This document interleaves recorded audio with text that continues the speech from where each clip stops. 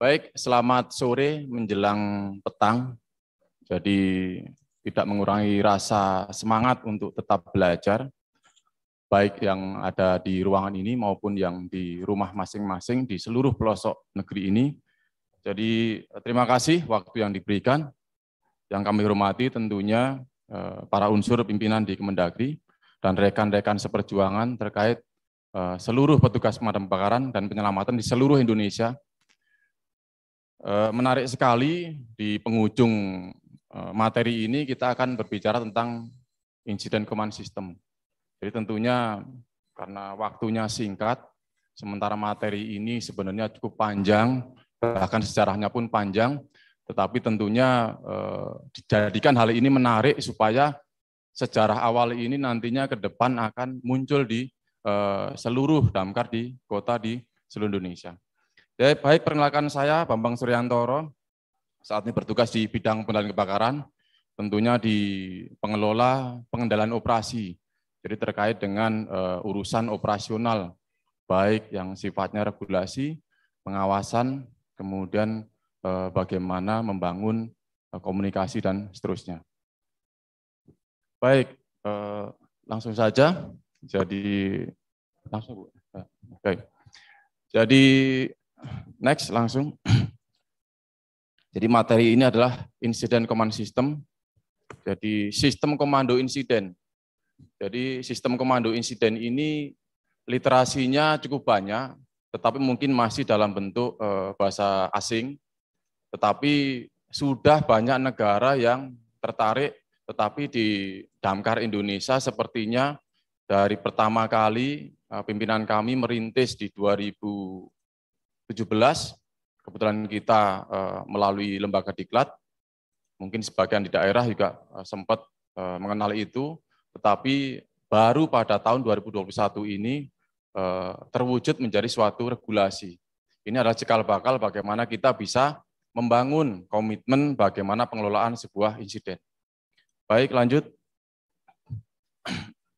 Baik, sebagian yang rekan-rekan di daerah, yang di kabupaten kota sana mungkin sering bertanya, gitu, apa itu Incident Command System atau ICS orang menyebutnya. Kalau di DKI karena dari 2017 saya terutama terlibat dalam beberapa materi ini, tentunya pun tidak mudah memberikan pemahaman kenapa sih harus ICS dan sebagainya.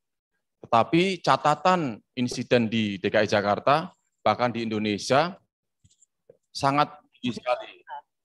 Sehingga sering dikatakan Indonesia marketnya bencana. Tetapi sistem pengelolaannya tentunya banyak sekali hambatan-hambatan. Nah, tentunya mari kita sama-sama melihat sejauh mana persoalan pengelolaan insiden kebakaran ini dari kacamata internal kita.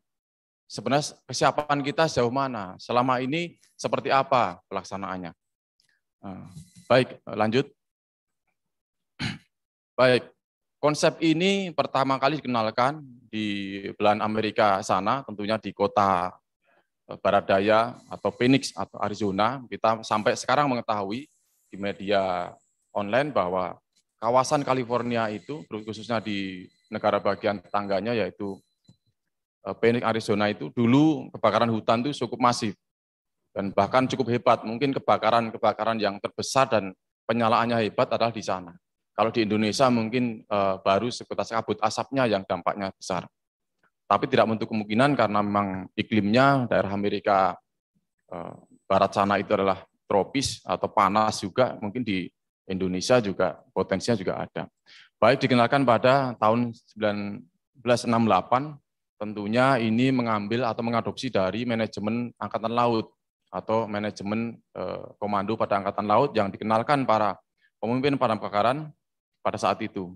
Kemudian pada tahun 1970, ICS ini dikembangkan di beberapa, mungkin kalau kita browsing di Google banyak sekali, tapi merujuk pada literasi beberapa sumbernya akan mengatakan tahun 1970 ini dikembangkan dan sampai sekarang lembaga yang mengembangkan adalah FEMA atau Federal Emergency atau manajemen agensi di Amerika ini menerbitkan namanya NIMS atau National Incident Management System.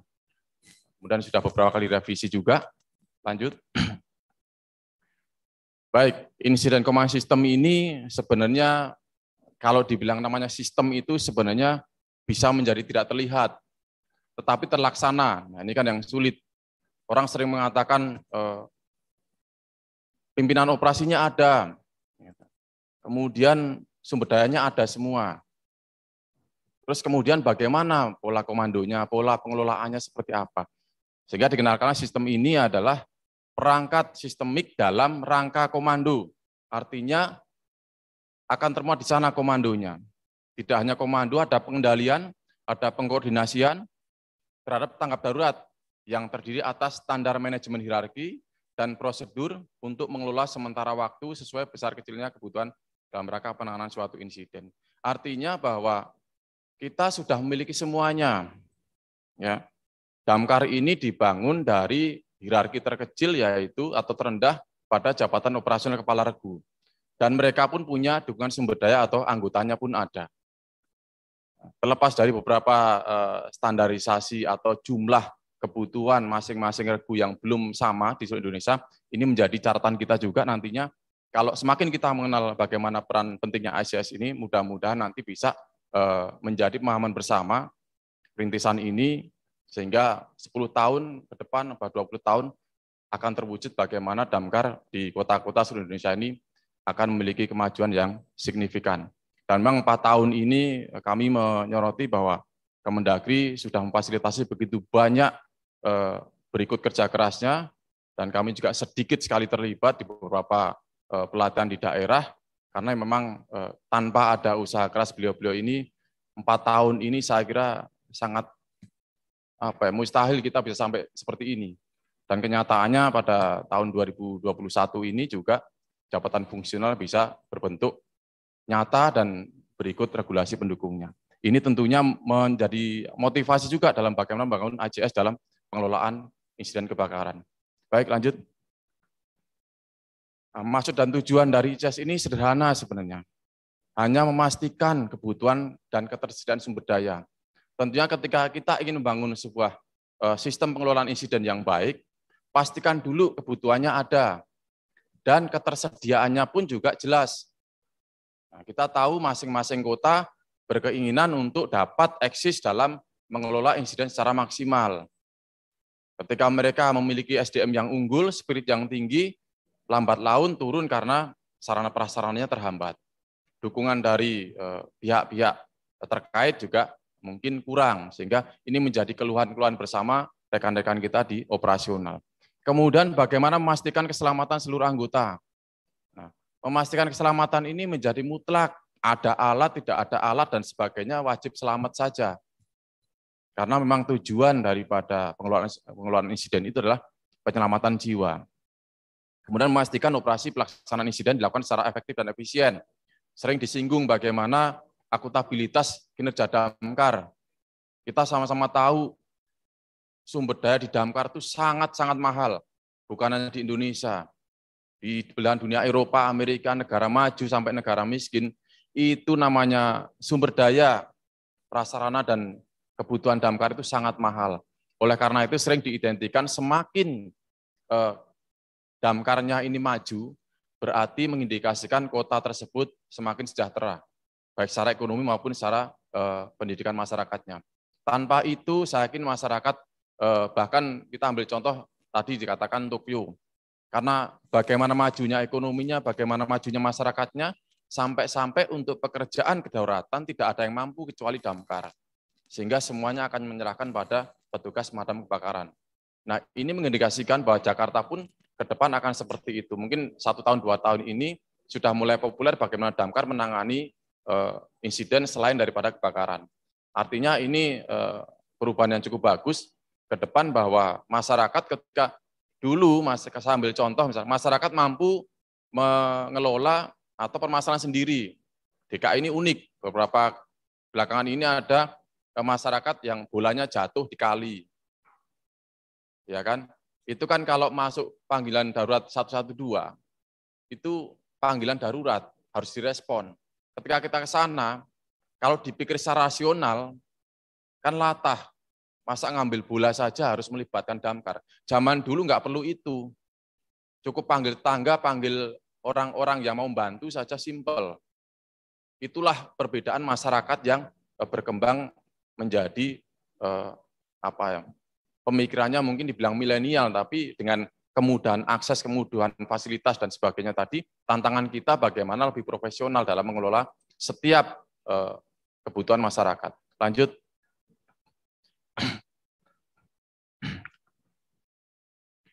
Baik, di dalam ACS ini menganut beberapa prinsip umum yang tentunya ini bisa menjawab tanpa harus menyempurnakan kondisi yang ada, tetapi membangun dari kondisi yang ada. Disebutkan adalah organisasi modular. Modular itu artinya fleksibel. Kalau Bapak hanya satu kecamatan atau satu wilayah, hanya punya satu pos, tentunya organisasi bisa dibangun melalui satu unit atau pos tersebut. Tentunya dengan kemampuan dan sumber daya yang memang telah ada di sana. Tentunya kondisi ini adalah sesuai dengan apa yang ada. Bukan apa adanya, tapi apa yang ada itu kita maksimalkan bagaimana mengelola sehingga nantinya terjawab kebutuhan masyarakat itu, yaitu insidennya tercover atau terselesaikan dengan baik, tidak adanya korban jiwa, respon time-nya juga terpenuhi dan sebagainya. Itu di antara parameter-parameter sehingga organisasi modular ini tidak harus menjadi besar, tetapi cukup dengan fleksibilitas situasi besar kecilnya insidennya atau besar kecilnya sumber daya yang dimiliki. Kemudian menggunakan terminologi umum atau istilah umum, kita seringkali ada beberapa istilah yang berbeda. Di Surabaya mengatakan untuk wilayah pembagiannya rayon. Kalau di Jakarta melalui sektor. Sektor ditentukan berdasar kecamatan. Di Permen PU juga mengindikasikan pos maksimal melayani 2 kelurahan. Nah, ini ada standar-standar yang sebenarnya sudah ada, tetapi belum terpenuhi. Sehingga dalam hal pengoperasian atau pengelolaan insiden, seringkali ada perbedaan itu apabila tidak dipahami si pelaku maupun insiden komandernya, atau komandan insidennya, atau yang menangani wilayah tersebut. Contoh misalkan ada pejabat mutasi, kemudian harus mengelola suatu insiden. Ya. Awalnya beliau pasti akan bingung, tetapi dengan adanya panduan bahwa istilah umum sudah dibuat dan sudah dibakukan, tentunya menjadi mudah dan diterima di tataran semua yang terlibat. Kemudian adanya kesatuan komando atau perintah. Perintahnya cukup satu saja, penerjemahannya boleh macam-macam, tetapi tujuannya harus sesuai perintahnya. Kalau perintahnya evakuasi, evakuasi dulu. Kalau perintahnya pemadaman dulu.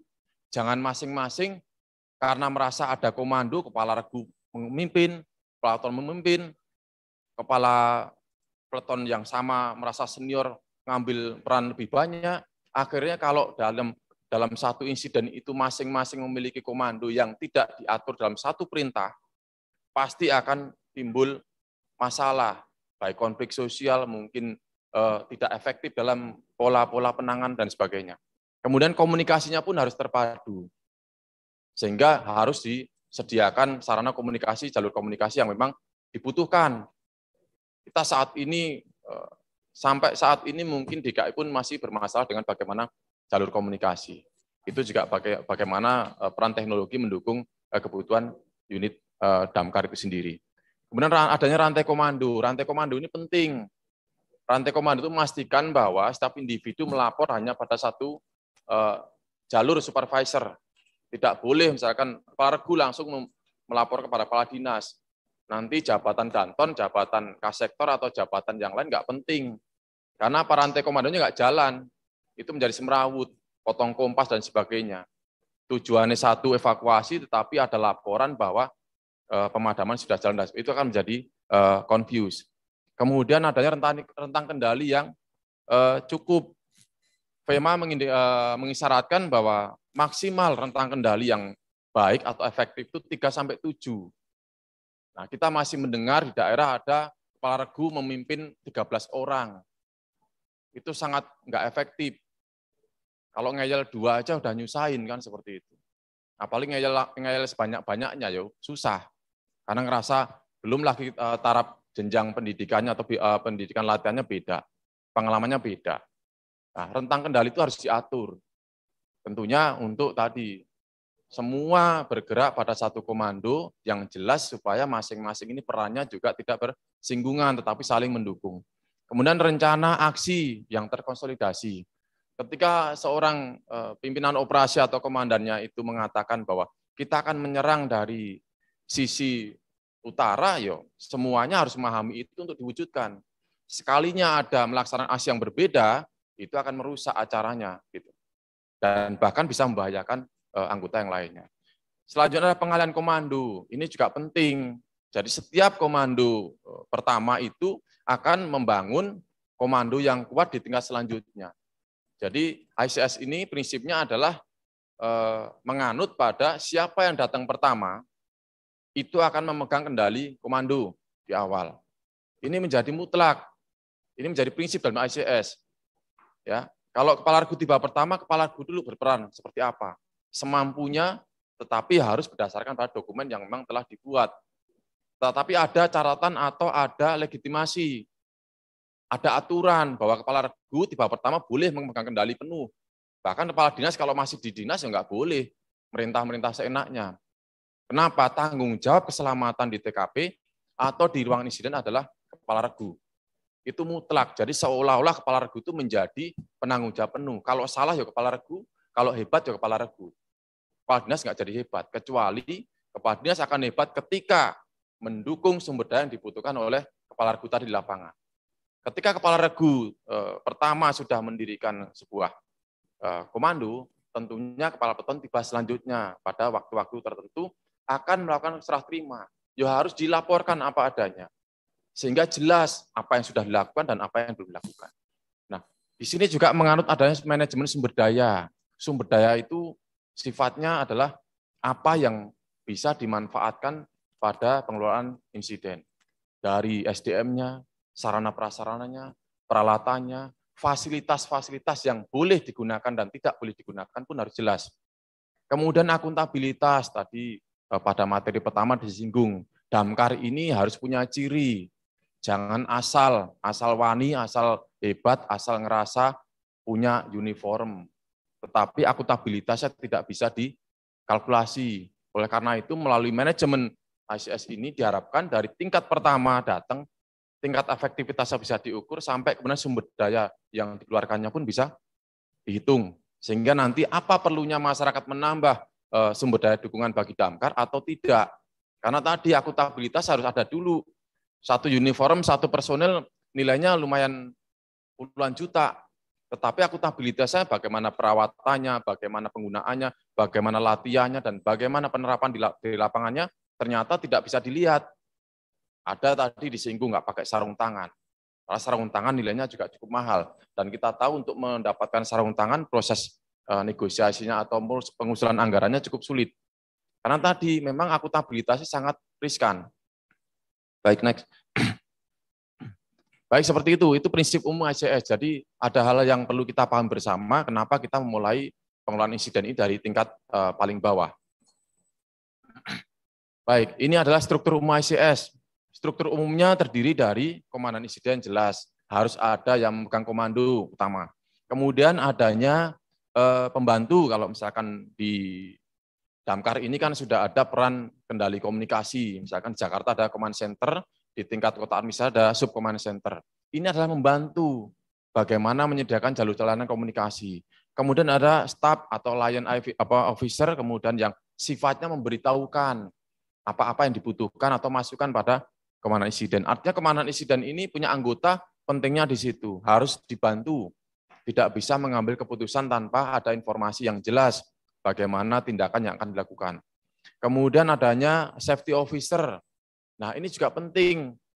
Mata seorang komandan insiden itu terbatas, tetapi perintah komandan insiden mutlak, sehingga bisa mendapatkan informasi melalui staf-stafnya untuk mengawasi bagaimana potensi keselamatan para anggota di bawahnya.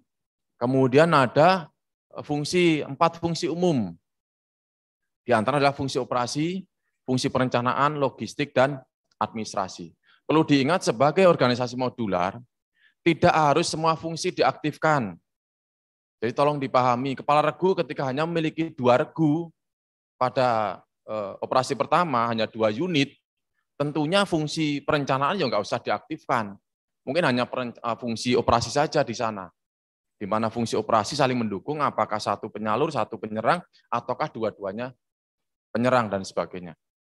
Kemudian fungsi logistik, ini juga sama. Pada tataran bawah mungkin belum terlalu dibutuhkan, tetapi pada tataran insiden yang sangat besar atau berpotensi akan melibatkan banyak sumber daya, logistik sangat-sangat penting sehingga perlu penunjukan khusus pada satu fungsi yang cukup untuk memenuhi kebutuhan seluruh seksi yang baik dari operasi maupun seksi-seksi perencanaan maupun seksi administrasi. Kemudian ada fungsi yang tak kalah penting adalah administrasi. Bapak-bapak kalau udah kerja di level lebih dari 2 jam, butuh makan tentunya. Yang sederhana butuh makan. Siapa yang bertanggung jawab memberi itu? Kalau teriak mah mudah. Pelargu teriak. Kalau pelargu teriak, anggotanya gimana? Kalau anggota teriak, sudah biasa. Tetapi kalau pelargu bisa tanggung jawab, luar biasa. Tapi kalau pelargu hanya harus memberikan logistik atau kebutuhan makan 5 regu saja, bangkrut. Ya kan? Kepala peleton aja mungkin masih mikir gitu. Nah, tentunya harus diatur fungsi ini di mana perannya. Apakah di sarana prasarana ataukah di kalau kebetulan DKI kebetulan di fungsi kami yaitu seksi pengendalian operasi, mengkoordinasikan bagaimana kebutuhan makan minum untuk insiden kebakaran maupun bantuan operasi lainnya. Jadi kami berupaya untuk memenuhi itu. Mekanismenya tentunya diatur. Bayangkan kebakarannya malam hari. Terus bagaimana? Anggarannya di kita, tapi pelaksananya bagaimana? Nah, teknisnya kita mendelegasikan. Ya, ada namanya seksi pengendalian kebakaran dan penyelamatan tingkat kota administrasi. Itu bertanggung jawab untuk seluruh insiden di wilayah kota administrasi. Kemudian bagaimana seksi Dalkarmat atau seksi pengendalian kebakaran dan penyelamatan tadi untuk mengelola masing-masing sektor, tentunya melalui tadi ada peran-peran perwira piket, ada peran danton, akan mengakomodir berapa kebutuhan logistiknya dan sebagainya. Nah, ini semua adalah beberapa struktur umum, tetapi sekali lagi bahwa ini struktur umum yang berlaku dari awal sejarahnya berdiri, tetapi sekali lagi sebagai organisasi modular tidak harus semua diaktifkan, tetapi sesuai skala kebutuhan atau skala insiden. Next. Nah, baik, di dalam ICS itu atau dalam insiden intinya harus ada peran komando. Dan komando ini adalah kewenangan untuk memberikan perintah, mengkoordinasikan, mengendalikan, memantau, dan mengevaluasi. Artinya apa? Masing-masing di TKP atau di lokasi insiden itu kami yakin semuanya punya komando. Kepala regu punya, Satpol PP punya, kemudian semuanya punya itu. Tetapi dalam hal pengelolaan insiden harus ditentukan siapa yang paling mempunyai kewenangan itu untuk selanjutnya komando-komando di bawahnya tunduk pada satu perintah. Artinya perintah itu pun juga berdasarkan informasi-informasi masukan dari masing-masing komando di bawahnya. Lanjut.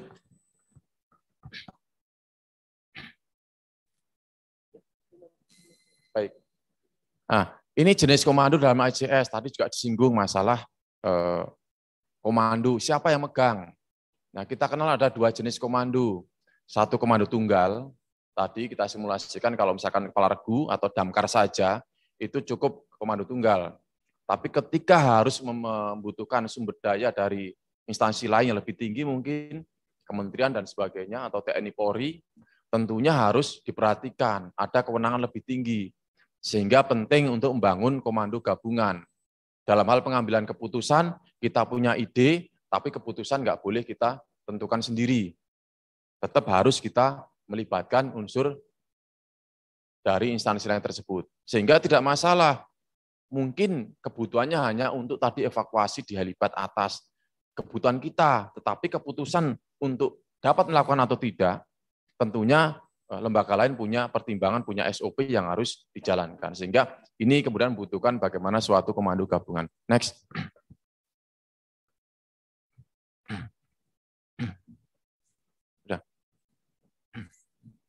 Next, lanjut.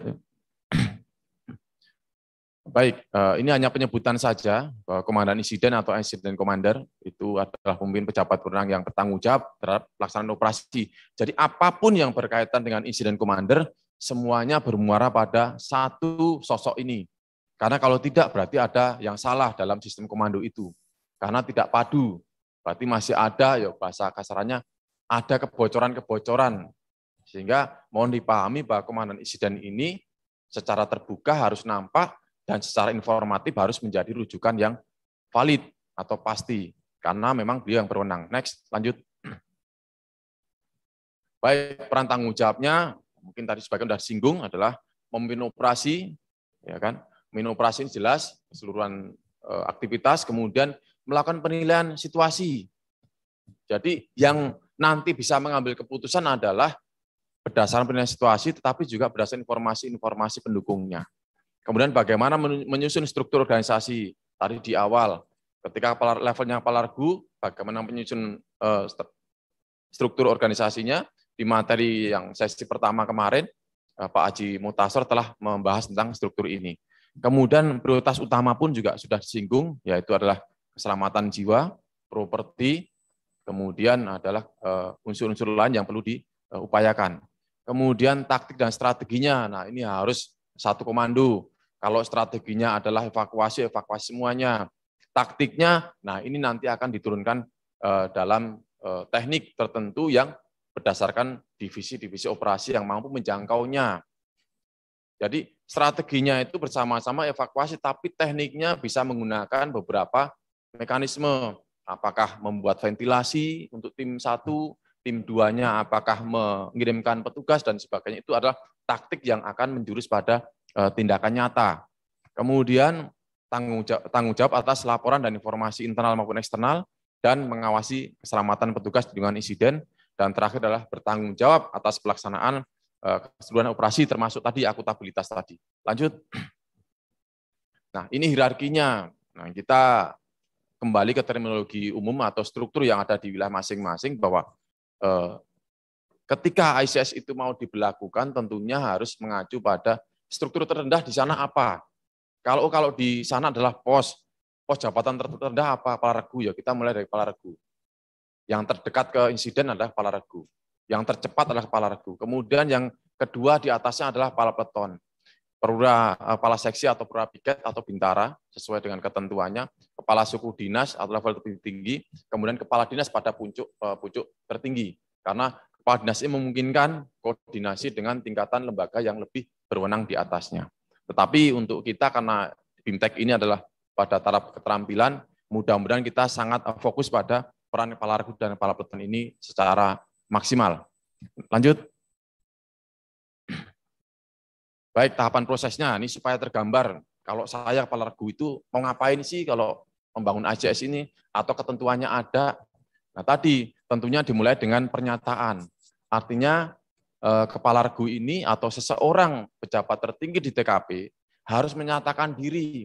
Itu sebagai simbol bahwa unit-unit berikutnya yang akan diberdayakan di sana mengetahui siapa yang telah ada di sana dan harus apa saya membantunya. Pernyataan ini adalah sesuai prosedur dan regulasi yang diatur. Harus diatur dulu. Kalau nggak ada aturannya, ya sampai bengek nggak bakal jadi. Apalagi di kota, kabupaten kota, mungkin karena ya tingkat kebutuhan sumber dayanya belum maksimal, tetapi keinginannya tinggi. Oleh karenanya bangun dulu regulasinya. Kemudian ada penilaian situasi. Nah, kepala regu ini sangat erat kaitannya dengan unit pendukung selanjutnya. Karena dengan penilaian kebutuhannya, penilaian situasi insidennya akan mampu menginterpretasikan, oh setelah ini aku butuh unit apa? Oh unit saya tiba pertama hanya 4.000 liter, berarti saya butuh dukungan lagi. Berapa liter kira-kira kebutuhannya? Berapa wilayah yang harus tangan dan sebagainya. Kemudian taktik strateginya tadi lebih mengarah pada pernyataan umum, jadi strategi yang akan dibangun seperti apa, kemudian taktiknya mau bagaimana, itu juga harus jelas. Kemudian ada kebutuhan operasi. Nah, ini penting kebutuhan operasi, pastikan ketika membangun di awal, mungkin di taraf kepala regu sudah mulai membaca wilayah lokasinya seluas apa, kemudian kebutuhan pokoknya akan dibangun di mana. Di sini ada 3, di antara staging area, pangkalan logistik, atau poskotis. Pada level Palaregu mungkin yang bisa tergambar adalah staging area, yaitu tempat berhimpun sementara ketika sebelum kita melakukan intervensi atau taktik dalam suatu insiden. Jadi kita bisa berkumpul di sana, menyiapkan peralatan, APD, memastikan keselamatan sebelum kita masuk. Kalau kita bisa beri balik pintu, itu staging area. Ketika kita masuk, pastikan APD kita sudah lengkap, peralatan kita sudah siap. Ketika kita membutuhkan peralatan terdekat adalah di staging area tersebut.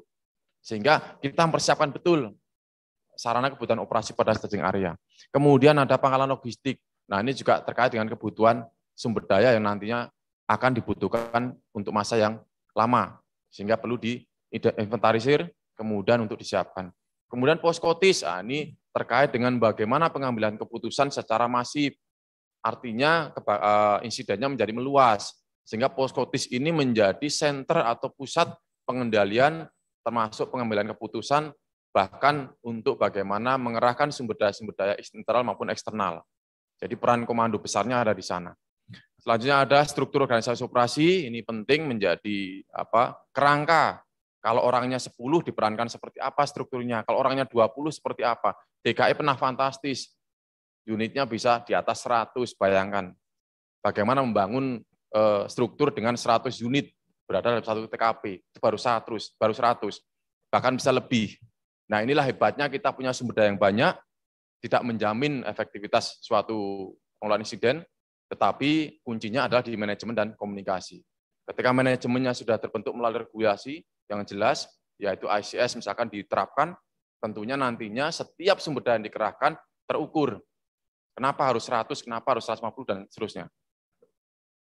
Karena berangkat dari pengalaman itulah kita ingin membangun bahwa ICS ini bisa diterapkan mungkin pada tahun ini, mungkin baru pengenalan, tapi kita harapkan 5 tahun ada penyempurnaan dan seterusnya.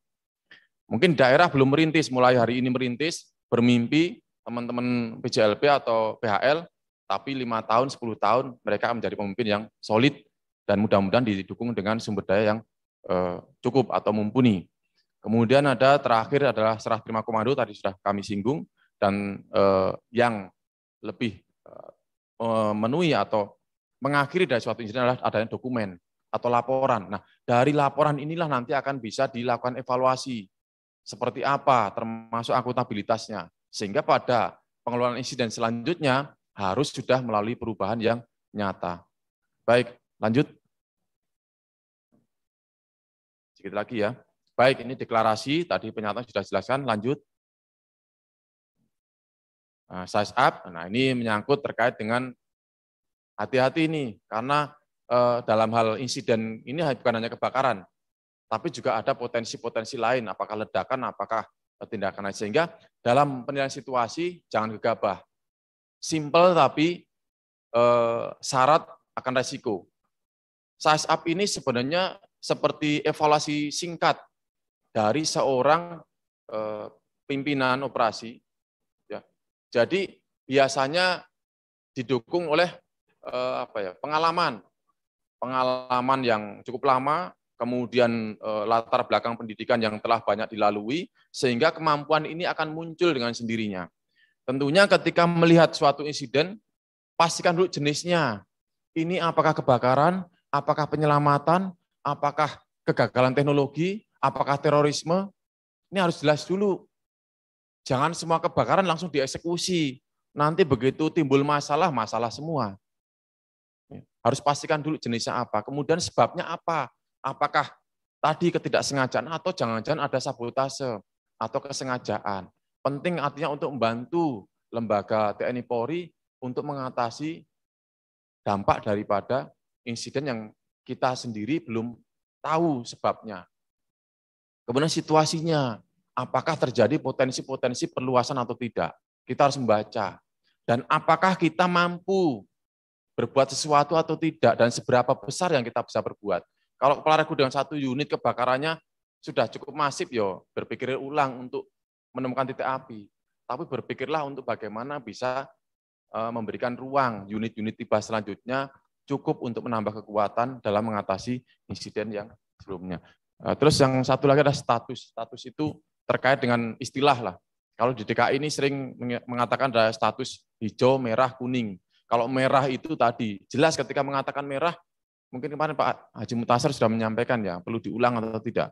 Artinya merah itu memang cukup satu kata, status merah, tetapi cara baca pimpinan di baik command center ataupun pimpinan lebih tinggi langsung memahami, oh ini butuh dukungan banyak. Karena apa? Merah itu berpotensi penyalaan yang lebih luas atau perambatan. Artinya penyalaan besar berpotensi. Kalau kuning itu berarti oh penyalaan besar tapi tidak berpotensi perambatan. Sehingga mungkin ya tidak harus terlalu ekstrim dalam menanggapi informasi itu. Tapi ketika hijau cukup melegakan karena yakin bahwa pengelolaan di sana sudah cukup bagus karena mampu mengatasi situasi sampai dengan level hijau. Baik, lanjut. Ini sedikit lagi saja. Nanti selanjutnya kita bisa diskusi, mudah-mudahan cukup waktu. Nah, prioritas utama tadi sudah kami singgung ya, Rio. Pertama adalah pasti penyelamatan jiwa. Tanpa itu nggak ada operasi lah kata-kata begitu. Kenapa? Yo, buat apa juga kalau kita mengorbankan petugas hanya untuk penyelamatan misalkan kebakaran yang sebenarnya tidak banyak kita bisa pengaruhi. Contoh satu rumah sudah terbakar, ya kan, propertinya kita bisa nilai tidak bisa diselamatkan secara utuh. Korban jiwanya pun kalaupun terjebak kita sudah bisa menilai kemungkinan tidak bisa terselamatkan. Yuk kita mencoba untuk intervensi dari dalam. Ya, perhatikan juga bagaimana keselamatan jiwa petugas. Kemudian penyelamatan harta benda. Ini juga prioritas kedua. Kalau bisa menyelamatkan separuh ya separuh kita fokus. Jangan terlalu berpikir bahwa kita hebat padahal unit kita terbatas atau sumber air kita terbatas. Ya. Kemudian, nah ini yang sering terabaikan yang ketiga ini. Prioritas bagaimana menyelamatkan jalur transportasi atau jalur dukungan ketika insiden itu terus berkembang. Kita seringkali nutupi satu jalan, tidak ada komitmen bersama, unitnya parkir zigzag. Kemudian selangnya berhamburan kemana-mana. Sehingga ketika kita membutuhkan jalur akses transportasi tersebut menjadi kesulitan. Tolong dipikirkan ini dalam membangun sebuah pengelolaan insiden. Karena ini penting, belum lagi objek-objek vital lainnya yang membutuhkan pengamanan. Lanjut. Nah, ini taktik strategi sudah dijelaskan, lanjut. Nah, ini contohnya. Jadi kalau kita sudah mengerti bagaimana target strategi dan taktiknya, pastikan seberapa bagian kita mampu. Makanya kita upayakan sektorisasi. Kalau sektor yang utamanya adalah merah, sudah menjadi kebakaran habis, ya kita coba fokus pada yang hijau. Tetapi yang merah tertangani satu sektor, kemudian yang kuning itu juga sudah penjalaran, jadi berpotensi mungkin tidak bisa diselamatkan lagi. Tetapi yang hijau ini potensial yang bisa kita upayakan. Jadi sektorisasi ini menjadi penting memastikan bahwa kita tuh kemampuannya terbatas, tetapi jangan membatasi diri untuk tidak bisa menyelamatkan sama sekali. Tetapi tanpa sektorisasi, ya kami yakin beberapa pengalaman kebakaran itu sebenarnya habisnya bukan karena upaya kita, karena keterbatasan sumber daya kita, akhirnya waktulah yang menjawabnya kan gitu. Bakarannya habis berapa rumah, ya memang tidak sampai, misalkan 50 rumah, ya berhasil tidak sampai 100 rumah. Atau mungkin 3 rumah, ya berhasil tidak sampai 5 rumah, dan seterusnya. Apakah betul kita sudah melakukan ini? Sebenarnya targetnya yang mana? Nah, itu pentingnya sektorisasi dalam lingkungan insiden. Lanjut. Nah, ini juga sektorisasi, bisa tadi, kalau memang kita bisa menyelamatkan setengah saja, tapi pastikan dulu setengahnya. Seringkali kita fokus pada area kuning. Ketika kita melakukan intervensi atau pemadaman dari luar gedung, yang kuning, ternyata 2 jam kemudian apinya sudah bergerak di tengah. Alih-alih kita bisa menyelamatkan separuh dari keseluruhan gedung, ternyata 1/4 pun enggak. Ini pengalaman juga terjadi dan nyata juga. Jadi tolong dipahami, setiap para pimpinan operasional memastikan itu. Lanjut. Baik, ini kebutuhan sudah, lanjut. Nah, ini transfer komando. Nah, ini yang paling efektif dari transfer komando adalah face to face, ketemu. Jangan cuma pakai radio, komando saya ambil alih, selesai sudah, aman. Loh, nanti di dalamnya ada masalah apa, nggak ada yang tahu. Pastikan ketemu, laporkan situasi, denah, kebutuhan operasi, apa yang sudah dilakukan dan apa yang akan dilakukan. Pastikan itu. Komandan insiden pertama sudah melakukan A dan A berencana melakukan B. Pastikan yang A dilaporkan situasinya dan yang B sejauh mana bisa diwujudkan atau bisa dilakukan untuk tahap selanjutnya. Baik, lanjut. Nah, ini laporan. Terakhir adalah laporan. Laporan ini menjadi jawaban bagaimana histori atau bagaimana track record atau bagaimana prestasi seorang komandan insiden. Ini juga sebenarnya penilaiannya juga lebih objektif. Artinya dari beberapa tahun menangani insiden, seseorang ini mampu menjalani pengalaman-pengalaman yang signifikan. Hasilnya pun signifikan. Kalau boleh dibilang persentase, gedung ini terbakar, kemudian selamat separuh. Ya prestasi separuh itu yang dimiliki dan nyata. Karena peran itulah yang menyebabkan selamatnya gedung ini separuh misalkan. Ini harus mulai dibaca. Karena pengalaman setengah ini, insya Allah kalau nanti ada pengalaman selanjutnya, mungkin 3/4 bisa diraih. Oleh karena tadi pemetaan suatu wilayah, bagaimana menjadi tanggung jawab masing-masing, nah analis ini jawabannya. Analis ini harus mampu menganalisa resiko dari tingkat hazardnya, kerentanannya, sampai kapasitas proteksi di dalamnya harus teridentifikasi, sehingga ketika terjadi insiden, sudah jelas, oh saya nih seorang analis yang berperan sebagai kepala peton. Sehingga komandonya saya punya, memori informasi saya punya, dan actionnya kita 24 jam siap. Baik, seperti itu. Kemudian, terakhir ya, sudah selesai ya. Nah, kesimpulan nih. Kesimpulan sedikit saja bahwa hampir semua kejadian kebakaran, ketika petugas datang itu sebenarnya hampir dipastikan sudah besar. Kenapa dikatakan demikian? Baik dari bangunan yang menengah sampai tinggi, proteksinya sudah cukup baik berdasarkan regulasi. Mungkin ada kesalahan pengawasan itu teknis, tapi sebenarnya dari perencanaan sesuai dengan tata ahli bangunan gedung yang tadi disampaikan Pak Saifullah, melibatkan Damkar, itu sudah sangat bagus. Tetapi ketika kita datang berarti kita ini telah mewarisi kegagalan proteksi suatu bangunan atau mewarisi kegagalan proteksi dalam satu pemukiman. Proteksinya nggak bagus, kapasitasnya bagus, kita suruh beneri. Makanya saya paling nggak setuju kalau pemadam kebakaran dibilang selalu terlambat. Itu sudah nggak masuk akal. Karena kegagalan ada di Anda, kami harus menanggungnya. Oleh karena itu sudah berani kita menanggung kegagalan tadi, proteksi, ya harusnya kita bisa menjawabnya dengan tadi pengelolaan yang lebih baik. Tadi kami katakan kalau kebakaran sudah besar, ya minimal kalau maaf nih, kompartemen hotel ini terdiri dari berapa lantai, kemudian kita mampu menyelamatkan berapa, untuk jiwanya berapa. Itu yang diukur, bukan lagi keterlambatan kita. Sudah gagal, kita ketiban apesnya ya tambah parah. Oleh karena itu pastikan bahwa kita datang ke TKP sudah punya manajemen bagaimana pengelolaan insiden itu seperti apa dibangun. Tetapi modalnya adalah pegangannya, kitab sucinya untuk ke TKP itu harus ada. Saya boleh mengambil komando karena ada SK Kepala Dinas. Saya boleh memegang komando karena ada SK saya seorang kepala regu. Anak buah saya harus patuh. Gitu. Seperti itu.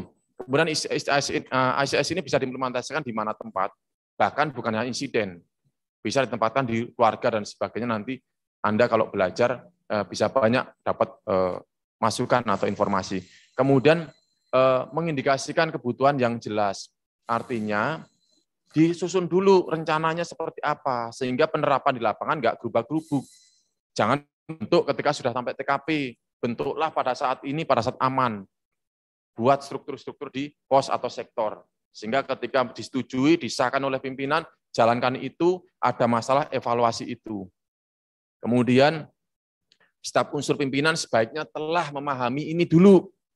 Kalau pimpinan nggak mau tahu, ya mohon maaf. Mimpi juga. Anggotanya juga harus tahu, kepala regunya harus tahu. Itulah pentingnya BIMTEK ini, nilainya harus ada. Kalau tidak ada, ya nanti 10 tahun, 102 tahun pemadam Indonesia, ya nggak tahu juga, karena bisa jadi hari ini pimpinan kita juga nggak mau tahu bagaimana insiden command system ini.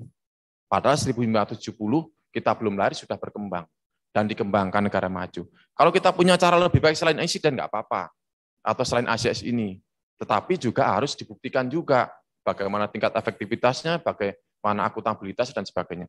Dan terakhir adalah petugas yang terlibat dalam struktur harus terlatih. Jangan sampai petugas kebersihan dilibatkan dalam insiden command system, ya mesake. Kasihan. Nggak ngerti lor kidul, tahu-tahu suruh nyerang, suruh nyemprot. Selangnya tekanan tinggi, terbalik. Itu konyol. Padahal tujuannya adalah keselamatan jiwa petugas. Kemudian terakhir, harus dibentuk dalam sebuah regulasi yang disertai dengan sanksi. Kalau tidak, mohon maaf, jadi bahan ketawaan juga. Karena harus ada syarat evaluasinya. Dasarnya jelas. Baik, seperti itu penjelasannya. Memang saya bahas ICS ini belum sampai tataran yang lebih jauh. Biasanya 1 minggu saja nggak cukup, ini 1 jam harus cukup, ya nggak apa-apa. Tapi insya Allah kami terbuka bahwa ke depan kita maju bersama-sama dalam seluruh Indonesia. Kami terbuka untuk mendiskusikan, barangkali rekan-rekan punya pengalaman yang baik, kami pun akan menggunakannya untuk memperbaikan Damkar di Jakarta. Mudah-mudahan bisa menjadi role model bagi Damkar di seluruh Indonesia. Demikian, terima kasih.